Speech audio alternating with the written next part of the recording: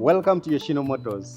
Today we are going to see some hidden buttons that we tend to forget or we tend to ignore when we are using these cars.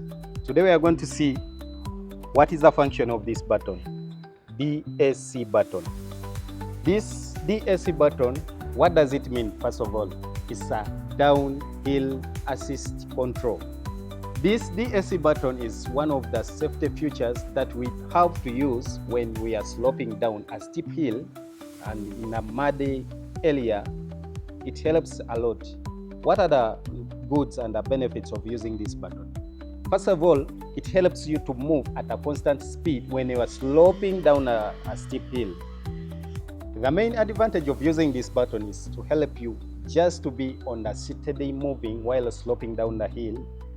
Is very important because instant braking when stopping down the hill makes the car losing balance. How to use it? Just hit this button. It will automatically start braking on the dash. You see, it is now braking.